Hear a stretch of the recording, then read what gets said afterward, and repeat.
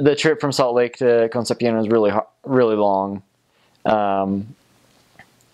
The flight alone from LAX to Santiago, Chile, was 16 hours. So by the time we got to the mission field, we were just exhausted. We didn't really look like missionaries because we hadn't shaved in a couple days. We were just exhausted. We got to the mission field and we met our trainers. We all gathered at a chapel near the airport. Our mission president and the assistants to the president came to pick us up and took us to this chapel where we saw a bunch of older missionaries, and they just looked so experienced. We're just like, oh, you guys are such great missionaries, and we were like these little greenies that didn't know anything about what we were doing. One by one, he called each new missionary and who was going to be training them and where in the mission. And there were all these weird names like Temuco, Mijawe, Concepcion, Talcahuano, and we had no idea where these places were, what they were like. So I guess what I'm trying to say is that it's an experience, it's a hard experience, like not knowing anything about what's going on when you first get to the field, especially if you're in somewhere you've had barely heard of. I mean, not many people have heard of Chile. So we got there and we're just like, we don't know where we're going, but we're excited, we're exhausted, we have this weird half smile on our face. So when we met our trainers, in my case it was like a 4-hour bus ride to get to our area. So we didn't even get to my area until 11 p.m. that night. And so my trainer told me to go to bed, and the next morning we got up at 6:30 like we were supposed to. And I just remember thinking, I don't know how I'm going to get through this day. I'm exhausted. But somehow we made it through. Or I made it through, at least. And it was so exhausting, but so much fun. We went around, and just everybody we talked to, I only understood maybe the introductions, like, hi, I'm Elder Lundstrom. What's your name? And then after that, it was just, and I didn't understand a whole lot of what they were saying. So it would have been nice to have been more mentally prepared for that. But it was good because it was humbling, and it showed me that I had a lot to learn, a lot to experience. And so the first week or so in the mission, it was hard. I was basically just following my trainer around.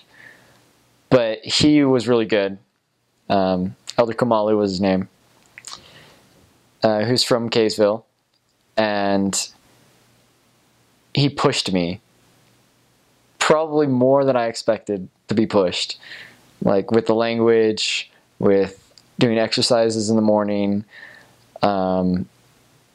with walking everywhere. But that's the one thing about the Concepcion South mission is you don't have cars or bikes. You walk everywhere. And so the areas aren't huge, but they're big enough that walking from one side to the other, is quite a trip.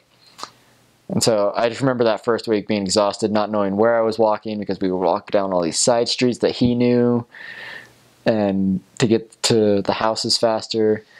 But I was totally lost the entire time. He gave me this map. He's like, all right, we're right here right now.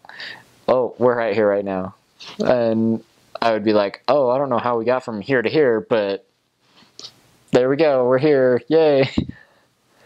And actually, it was that first area that I learned to always carry a map of your area. Just like in your planner, to just have a map, whether it's just folded up in the back. Because there's always going to be places you've never heard of, and you have to look it up on the map. And it's better to do it, just have it there in your planner, than to have to go back to the apartment, pull out a map, find where it is. And so that was an experience, not knowing where I was, not understanding half of what people said. And on top of that, the week I got to the mission, it was Christmas. I got to the mission December 23rd. And so 2 days later was when I talked to my family. And we talked on the phone at a member's house, which was really funny in and of itself because the members didn't speak any English. So my family called their number and they picked up the phone. They're like, "Hola, Lundstrom," and they just passed the phone to me because they're like, I don't understand what they're saying. They're speaking English. And so I talked to my family, and it was just, I told them, I have no idea what I'm doing. I don't understand half of what they're saying. But they're like, no, that's all right. That's totally normal for the first week in the mission. I was like, okay, I'll just go along with that then. It gets better after that first week. By about a month, I was at least comfortable talking to people I didn't know. Not very proficient at it. Couldn't carry on conversations, but because my trainer pushed me and because I wanted to do better, I was able to just walk up to somebody on the street and present myself. And then they would start like asking me questions. And some questions I could answer, but then other questions I would just look at my trainer, be like, I have no idea what's going on. What are they saying? And he would jump in and save me per se. So that's what it was like in the first week or so. But after a month, 2 months, by 3 months, I felt pretty comfortable doing almost every aspect of missionary work. Talking to people on the street, challenging people to do things.